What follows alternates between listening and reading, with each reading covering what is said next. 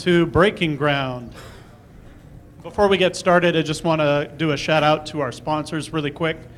Thanks to the folks at Versprite, Tenable, Amazon, Protivity, and Source of Knowledge for helping us put all this on for the couple days. I do want to introduce our speakers today. We have Nir and Patrick, both from the NCR Corporation. Nir's the head of application security at NCR, and Patrick's a application security architect with NCR. And they'll be talking to us today about breaking the payment points of interaction. So, gentlemen, over to you. Thank you. Welcome, everybody. I know it's a tough hour after lunch, but I can assure you that we're going to make it really interesting for you, because today we're talking about breaking payment points of interaction. And the main thing that we're going to do is break few things that you think they may be secure. So we have a bunch of demos.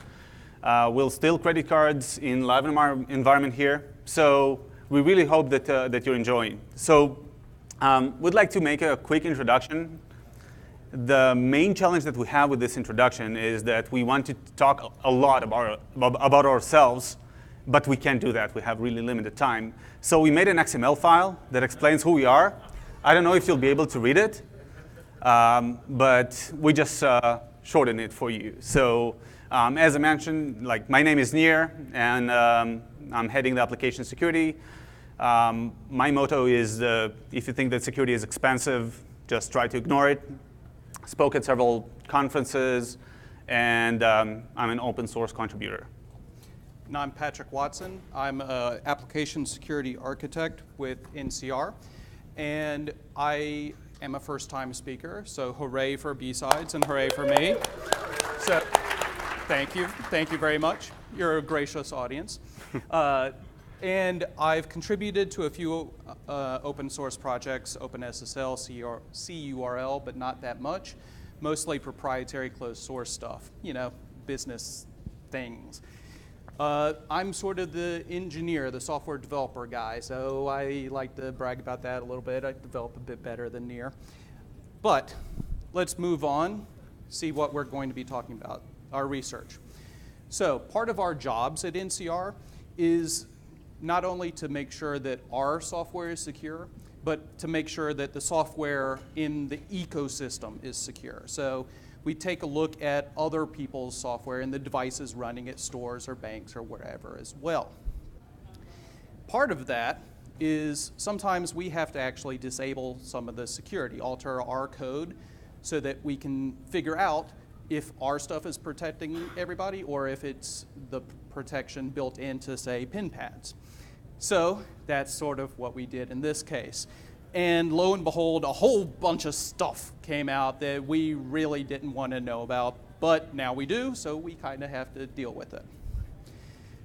Now, let's talk about the industry a little bit. NCR serves a bunch of stuff, but you don't really care about that. We've got different aspects of the payment ecosystem, and they all do kind of the same things, but you've got retail doing it one way, hospitality, that's hotels, restaurants, that sort of place, and petroleum convenience stores, all doing things slightly different. Now, a couple years ago, you may have heard of a few very high-profile breaches in the retail industry. Almost everybody in the US was affected in one way or another. And because of that, retail has started paying a lot more attention to security. Now, what would you guys say if I told you that the problems of security in retail were solved, that people had figured it out and we're good now, we can go home, right? Well, no, not really. That just doesn't, no. Okay, so we have some background about the industries and why we came here.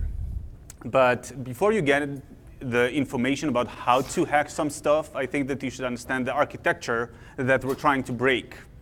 So there are several architecture types that I want to cover, especially three. that if you go to any retail store or hospitality businesses, you'll probably see the same architecture with minor changes. So the first architecture is something called the segregated store architecture. It's essentially an architecture that you have the point of sales in the store, you have a store server, and you have the pin pads. So the pin pads, the managed pin pads, are the ones that can connect to point of sales using Ethernet cable or just serial cables. In this specific architecture, you may have firewalls in the store, which is great, and you have your pin pads. In some cases, you have the pin pads segregated to specific VLAN in the store or a specific VLAN for the whole chain. Whatever it is, this is one attack vector. The other architecture that we're exploring is the all-in-one solution, the all-in-one store architecture, which means that you have the pin pad, as I mentioned, can be connected using serial cables. So when you see the malware attacks on pin pads or on point of sales, in most cases you see it in this architecture, meaning if you have any memory scraper that tries to get the credit card number from the memory, that's pretty much the architecture, because you have the credit card number that is received from the serial port. So this is one thing about this architecture. The other thing that's worth mentioning is that when you have these memory scrapers on this point of sale, eventually you will figure this out. You will see that you have a malware there. The reason for that is because there is a weak hardware on most point of sales, and memory scraping just takes CPU. So you will eventually see that. So when you scan an item, you won't hear the beep immediately after that. You will just probably hear it a little bit, little bit after that. And the last architecture that I want to cover is fuel stations. When is the last time that you saw any fuel station getting hacked? Well, probably you didn't hear a lot about it. So with fuel station architecture, it's even less secure than what you know or what you heard now. With fuel architecture, you actually have the fuel pump, which has a pin pad. And the fuel pump is connected to a kind of a layer 2 adapter. The layer 2 adapter gets kind of two cables connected to it. It's a proprietary protocol. And the layer 2 adapter, which in most cases, nothing is authenticated to that, then it speaks with the payment application. So that's pretty much was the architecture. But let's talk for a moment about the payment flow, because that's what we're going to exploit in this talk. So a typical payment flow, let's say that you're getting into a store and you're starting to scan the items. You scan the items, and eventually you need to check out. So the cashier press on the pay button. The pay button eventually brings you to the payment application. The payment application, as I mentioned, can be a DLL. It can be a server that gets this request.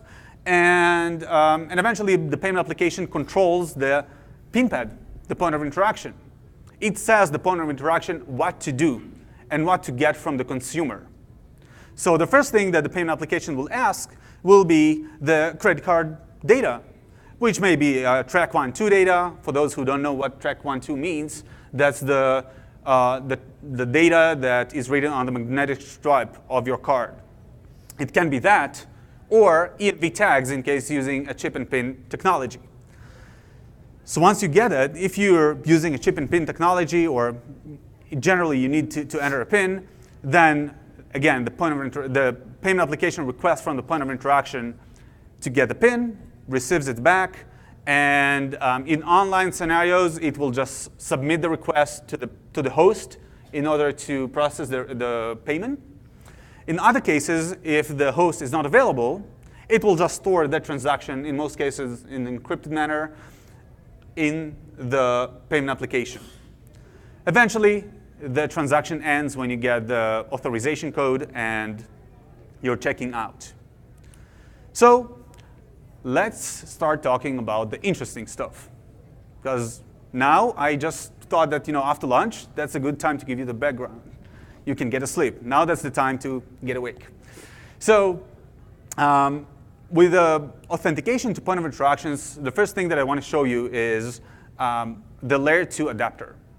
Somehow we managed to get a photo of it. Believe me, we have access to some stuff. And this is an L2 adapter, and the cable called a current loop. So eventually, if you're able to tap that, you will be able to see all requests in clear text and do pretty much whatever you want, including sending your own requests to the L2 adapter because there is no authentication there. Having said that, there is a compensated control because these cables are just under concrete in the fuel stations. So you won't be able to see these adapters unless someone just made a bug, a small mistake in the design. So our scenario focuses mainly on something that's called stream software. The main idea is to put a man in the middle between the payment application and the point of interaction. We don't care about the point of sale. We don't care how much secure the point of sale is. All we care about is how to tap the connection between these two components. So by tapping the connection between these components, we can do it by Wireshark with TCP/IP. We can do it with serial port monitoring, that we can just check what is going on back and forth. And obviously, we can just use it as a binary. So when I mention binary, it's not a malware. Binary means that you take the payment application DLL, make your own changes to this DLL, and just replace it. So essentially, it's not a malware, and it will not be identified anywhere. It will not affect the performance because no one reads the damn memory. No one cares about it. We just care about getting the credit card number from the same DLL that handles it. So take it away, Patrick. Yes. So the first thing we're going to tell you about is just sort of what we've got up here, because you guys can't see it, especially those of you in the back. We've got my laptop. This is running a point-of-sale simulator and one of our payment applications. Like I mentioned earlier, that payment application has been modified so some of its own proprietary security stuff is disabled. That way we concentrate on the security of the pin pad. POS simulator is just something we use internally so that we don't have to lug a giant point of sale around. Got a switch. We've got a Raspberry Pi 3 here, which is running our attack code, the man in the middle part. The Raspberry Pi 3, frankly, is a little bit of overkill for this, but it's fun to have hardware, so, apparently having a little bit of technical difficulty with the display. That will be fine. Finally, we've got a pin pad here. Hello, audience. We've got what we call a shroud of secrecy over the pin pad because we didn't want to specifically call out this vendor. There's a lot of pin pad vendors out there, a lot of different models, and this isn't a vulnerability in a single pin pad. It's sort of a problem in the way the system works. So now let's go to the demo. And I believe with this one, we're just swiping a card and seeing if we can see the track data, see what that looks like. While Patrick does it, it's important to mention that we're running a production image on this pin pad. So it's not that we disabled some functionality on the pin pad itself. That's the way it works in production when you pay. Yeah, you could probably go and find this in a real store somewhere today. They probably would have prettied up the graphics on the pin pad screen a little bit, but that's the only difference. So let's start a transaction. This time, let's just put a deli item on there. And if you note, it says, please swipe your card. So I'm going to go ahead and do what's called a swipe ahead transaction. Little tricky to get the card in there with the privacy screen in place. What does swipe ahead mean? So swipe ahead is where you swipe the card before the transaction is complete. The reason I'm doing that this time is because when you're doing a swipe ahead transaction, you can actually easily see track 1 and 2, both of them, versus with this an EMV enabled pin pad, when you complete the transaction, it goes into EMV mode, and then you can really only see track 2. I'll show you a little bit about that later, but get this in the slot.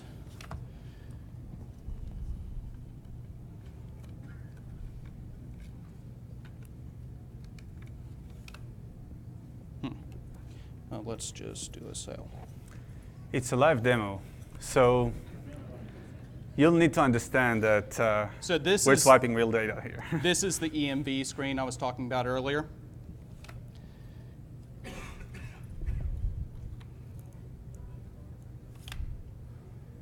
There we go. All right, so now it's swiped, and if you look over there at the Raspberry Pi, we've captured the entire track data. Let's complete out the sale, sign things. There we go. And Nir, if you could bring up Wireshark for me. So let's adjust this. Nir, where's the thingy? Well, we need to enlarge it again. All right. So here you can see that the pin pad makes a request to the man in the middle. Man in the middle requests to the pause simulator. So it's passing the data through. So let's scroll over here to the right. And here is that same track data in plain text that you saw up here on the Raspberry Pi. So from the track data perspective, pretty darn easy to capture this stuff. OK, that was easy, except the swiping stuff. Yeah. The thing is that you saw, in our case, that it's not encrypted. In fact, in most cases, it's not encrypted. The reason for that, or at least in network communications, is, first of all, the point of sale is running legacy operating system, sometimes Windows XP, and sometimes the pin pads are pretty old. But that's not an excuse. This is just a fact. One time, I remember that we requested to enable TLS 1.2 on one of the pin pads, and they said, like, why? We can give you SSL 3. Is that good enough? So that's the business justification. Eventually, we want them to secure it, but eventually, hackers have also their own justifications. So that was talking about Ethernet man in the middle, a passive man in the middle, which, everybody knows how to capture packets in Wireshark. Ooh, whoop-de-doo, right? So you might think to yourself, well, what about those pin pads connected via serial ports? They're probably a little more secure, right? Because it's not an Ethernet cable. You can't intercept those things, right? Well, no, not really. And because it's a pain to carry around a bunch of pin pads, and you definitely can't switch them in the middle of a presentation, we've got a video here capturing us swiping the data while it's connected via serial port. This is some software from Eltzma software called Serial Port Monitor that's very useful for this sort of thing. And you might not be able to see it on the screen there, so we've got another slide here that's blown up. And if you recognize it, this would have been the exact same packet that you saw if we had done the swipe ahead. However, you get the same stuff when you do the EMV transaction as well. Point is, you can see track 1 up there starting with the B and track 2 further down. So not only can you capture serial port data, and if Serial Port Monitor can do it, malware or replace DLL can do it too. So that was swiping. How many of you are really swiping today? Let's talk about EMV. That's probably secure. Ha, it's a good one. So let's talk about what EMV does first. EMV does prevent a duplication of the card because it has the chip on the card. So this is one thing. The other thing is, in case you want to use a stolen card, it prevents you to use it when you use the chip and pin. Like you don't know the pin, so you shouldn't be able to using it. That's all.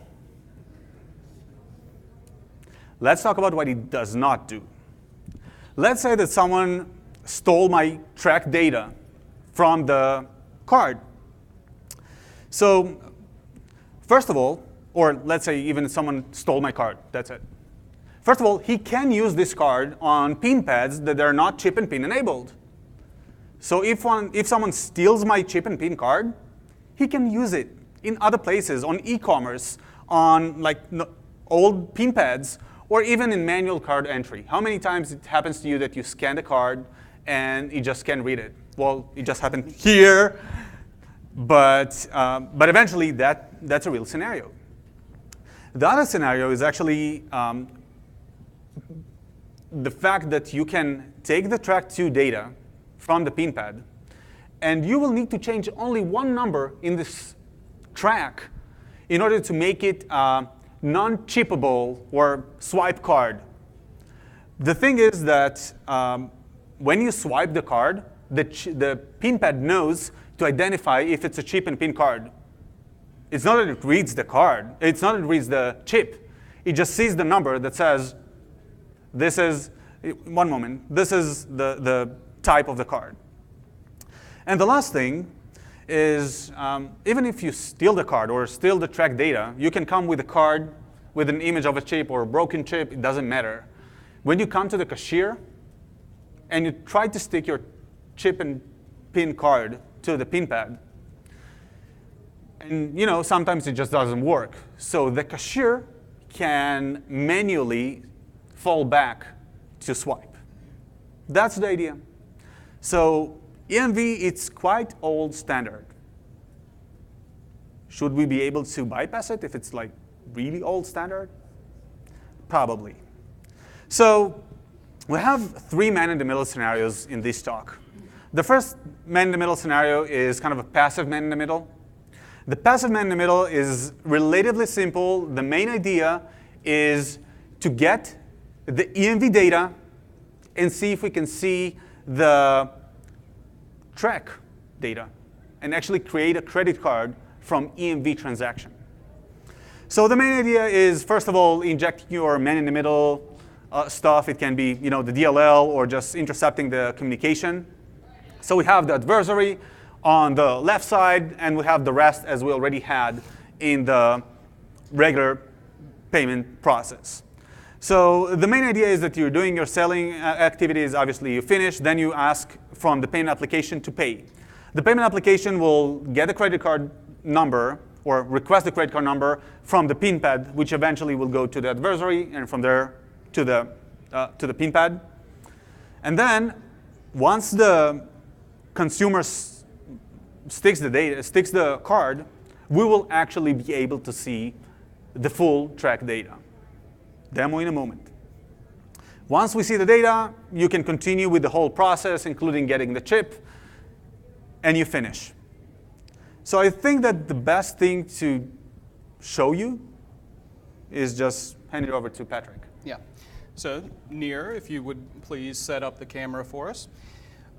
So like Nir said, we're going to run a regular EMV transaction this time, just to see if we can capture the EMV data and see what it looks like. So let's start a transaction. Put a deli item on here, just because we like delis. Start a sale. It should prompt for us to insert our card. We've got a standard UL test card here. Insert it into the slot.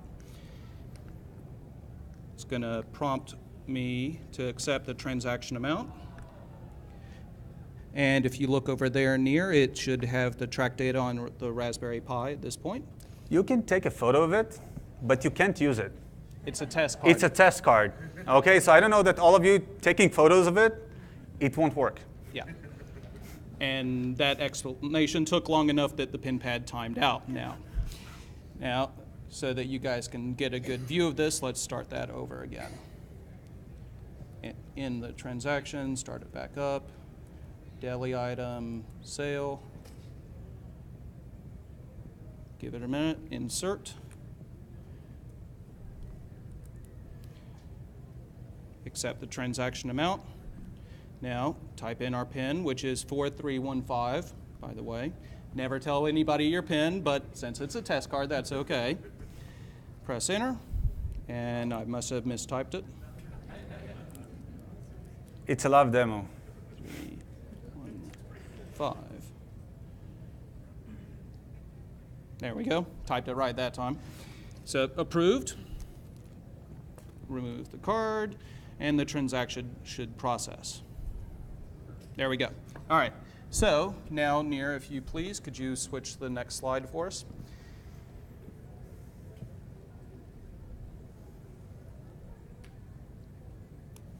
All right. So just so that we don't have to go through Wireshark every time and find the packets and all that, we pre-captured this for you. This is what the EMV response packet looks like to the request to get track data, essentially. So you can see some stuff over there on the right, and I'm just going to tell you that where it says American Express, that's called an AID. That's the application identifier, which type of card it is. Below that, it says EIPS, blah, blah, blah. That's the card holder name. In this case, because it's a test card, it's kind of weird looking. Now, does anybody in here see track data in there? Nir does, because I made a deck. yeah, So we know where it is. Good. We've got one person. Yep. Now, anybody else? Nope, not yet. So, in most payment applications, it often is transferred via ASCII, so you actually see ASCII card numbers, like, you know, the standard 1, 2, 3, 4, blah, blah, blah. But EMV actually sticks it over in kind of a weird format where they take the actual text representation, change the binary bytes into that representation so it shows up that way when you're looking at it in hex. Now, that means that we've got the whole track there available for us from an EMV transaction. Now, if you look down here at the bottom of the screen, you can see that we've got it in a couple different colors. The red is obviously the card number. The purple next to it, the 1903, is the expiration date. Then in kind of orange that doesn't display all that great is 201. And I'll get to that, what that is in a second. And then a whole bunch of discretionary data that depends on what type of card it is. That 201 is called a service code. And the 2 is a very, very important part of that code because that is what lets you know if it's a swipe card or a chip card. So when you just swipe it, that 2 tells the pin pad, this is a chip card, don't allow the swipe. So in the attack scenarios Nir was talking about earlier, if you're offline and not being verified by a host, you can switch that 2 to a 1 and your pin pad will accept the transaction.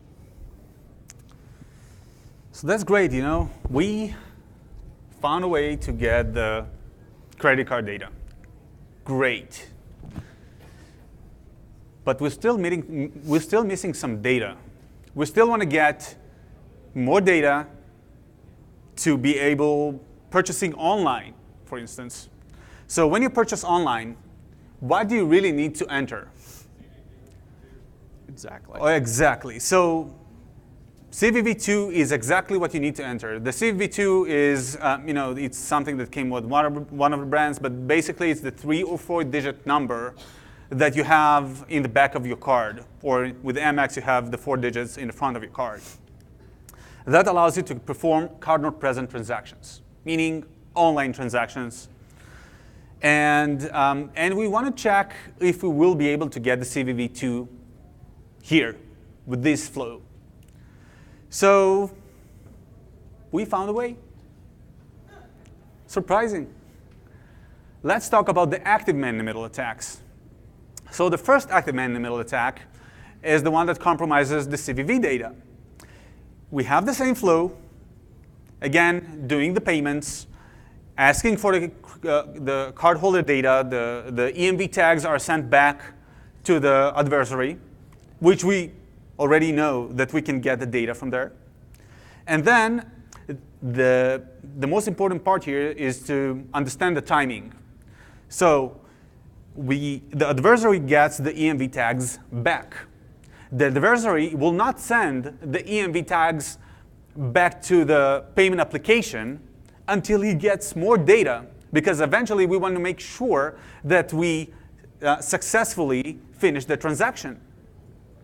From that reason, the adversary sends another API call to the pin pad.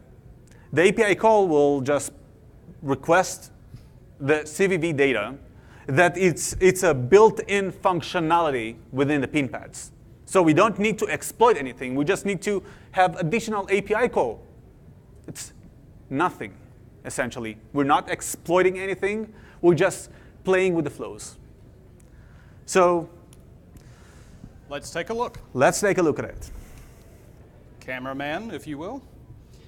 So once Nir gets that set up, we'll go ahead and start the transaction. But while he sets it up, an important thing to know about CVV2 and the equivalents from other merchant or card brands is, in theory, the CVV helps protect online transactions because it's never encoded anywhere in the actual data on like the mag stripe or the chip. So that's why it's on the back of the card. So let's start a transaction. Let's put 2 deli items on there this time. We'll feel daring. Start the sale. Should prompt for entry. There it goes. Insert the chip card. And at this point, we've already got the track data over there in the Raspberry Pi. Now we'll accept the transaction amount. It'll prompt me for my PIN, 4315, and hopefully I typed it correctly. Looks like I did. And look at this, a new prompt that wasn't there before. And this is, since this is a test card, it doesn't actually have a real CVV2, so I'm just going to make one up. Anybody got a suggestion? Need 3 or 4? 1, 2, 3, 4? Type that in. Processes for a minute. The Raspberry Pi picks it up. And the pin pad approves. Payment application is none the wiser.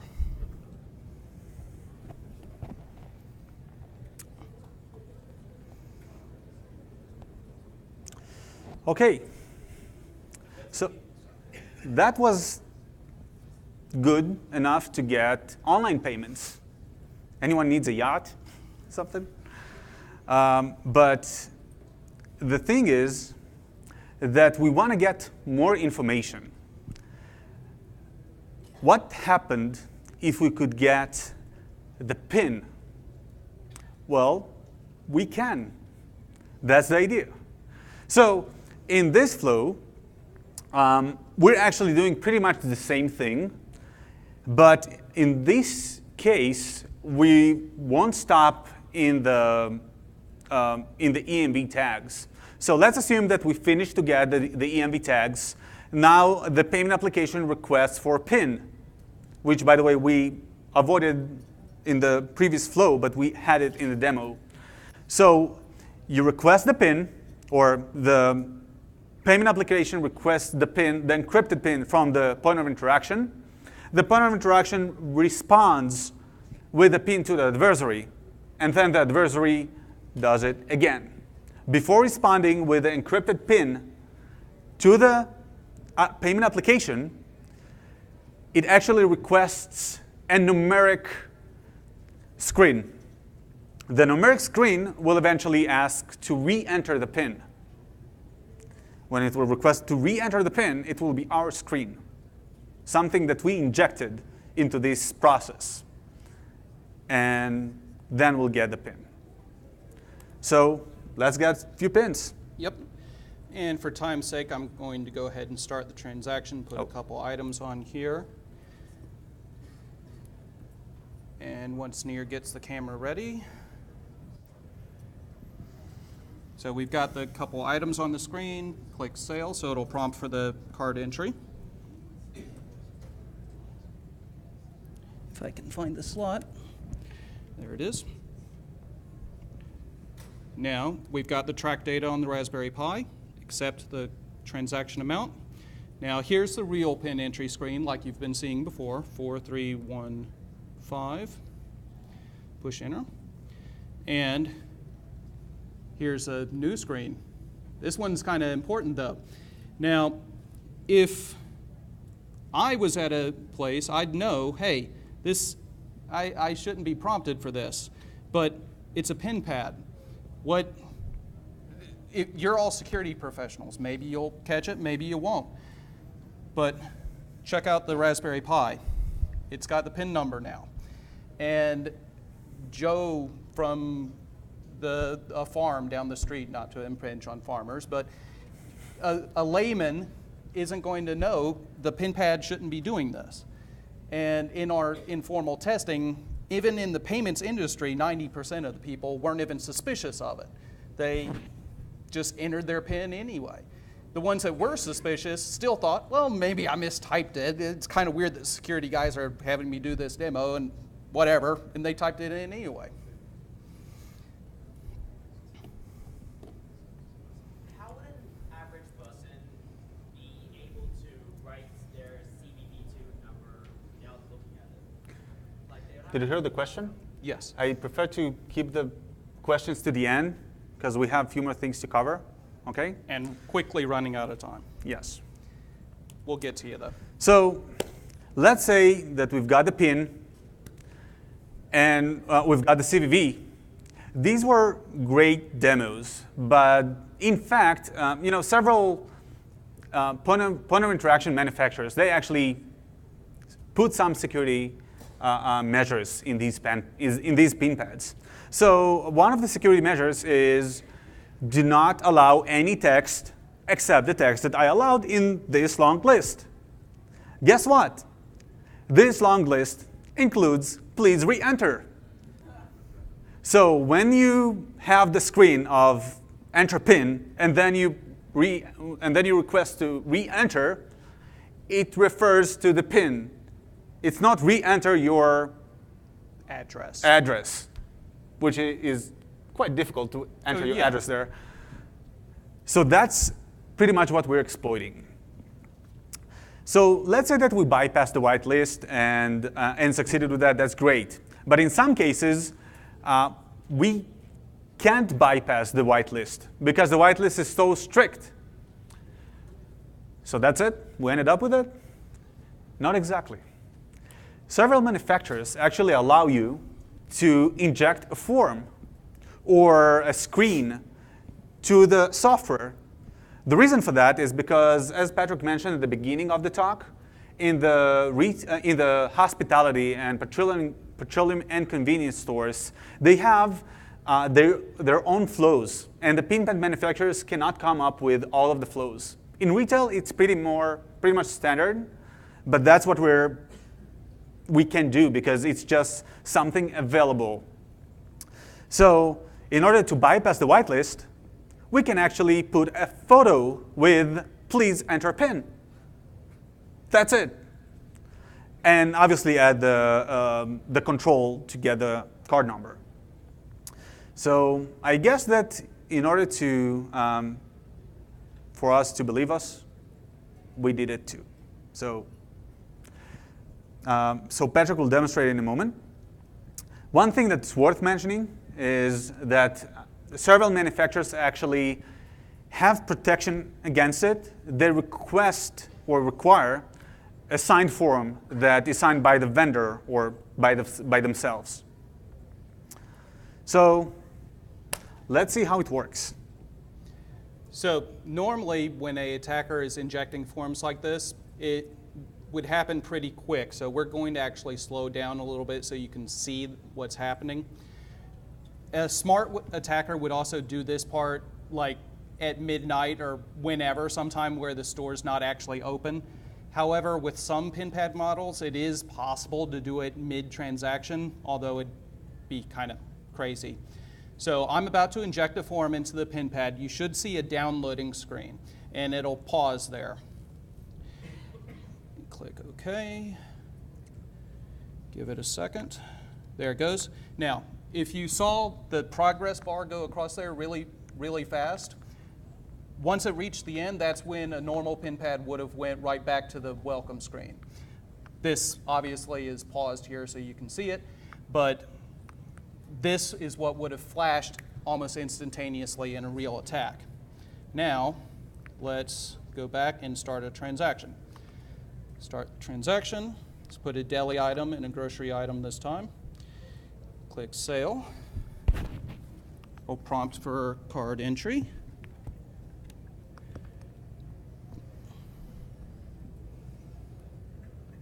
Accept the amount. As usual, we've got the track data over there. Enter the PIN 4315. And now we've got our own custom screen. Now, obviously nobody's really going to enter their PIN in this screen, but the point is so that you know that it's a form from us, a screen from us. It's not, it did come from the PIN pad vendor, we'll say that. Put in all ones this Maybe time. cool if it comes from the vendor. Well, I don't know if I want my face on every transaction out there, but to each their own. So remove the card, take a look at the PI. We've got the PIN again. And there we go.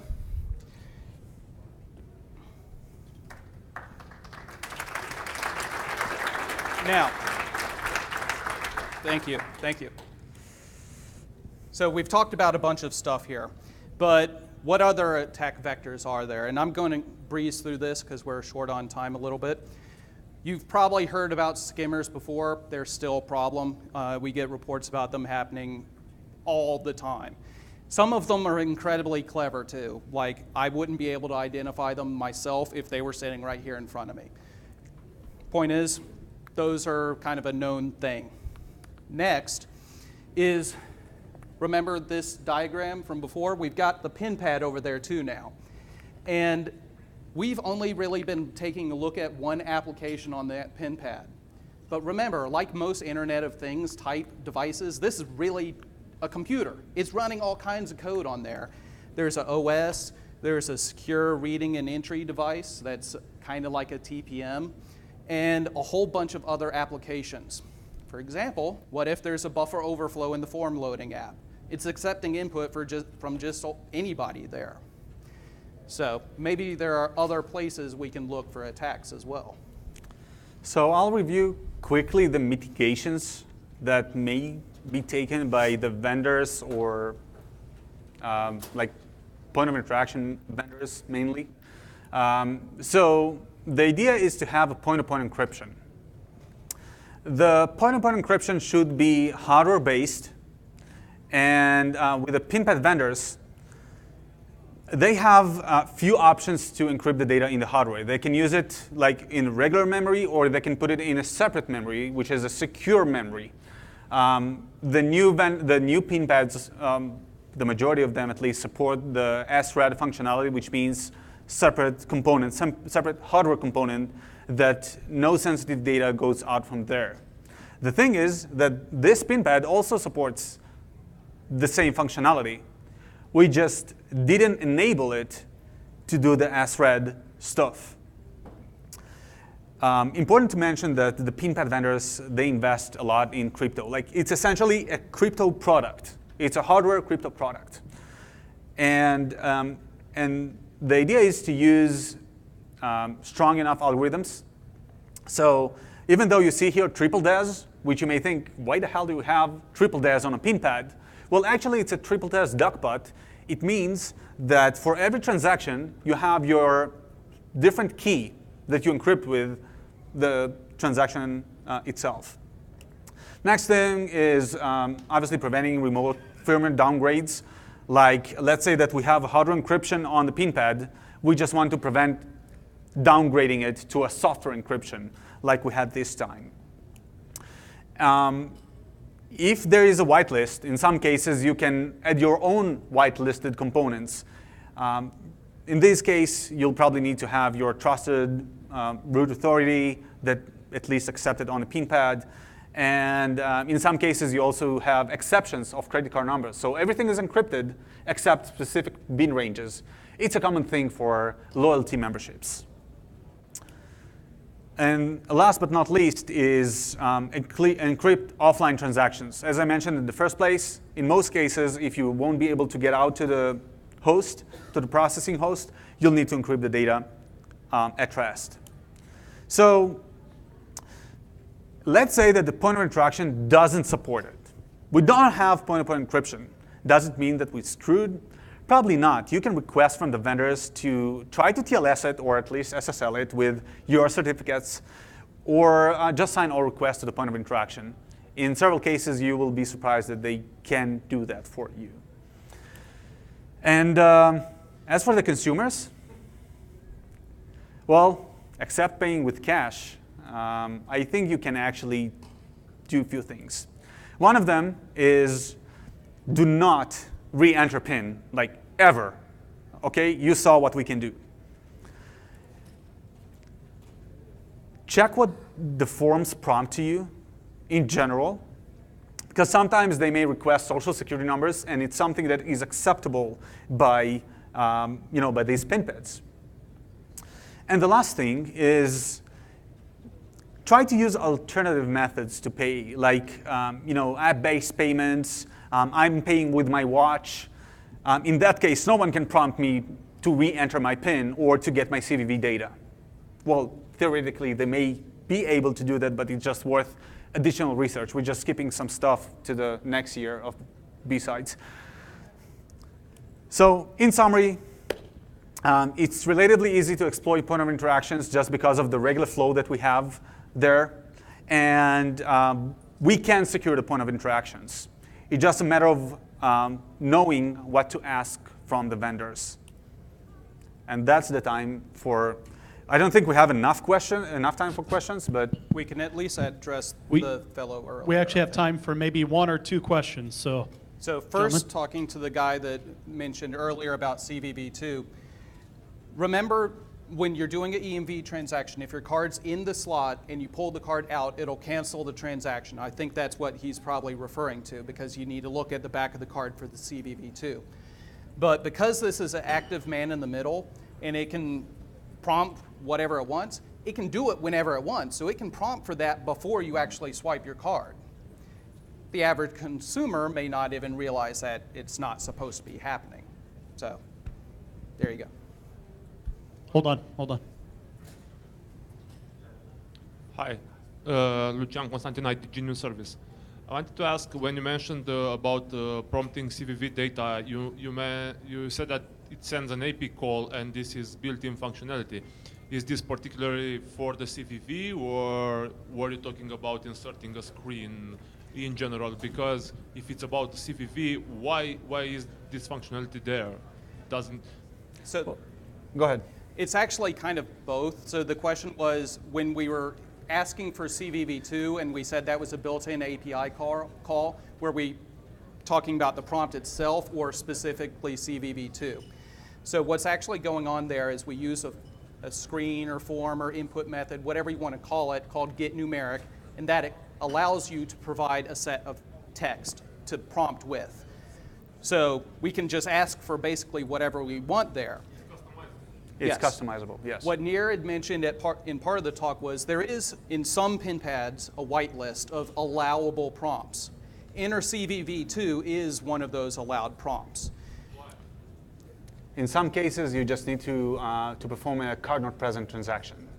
So it's just one of the acceptable flows across the industry. Okay, One more question? one more question?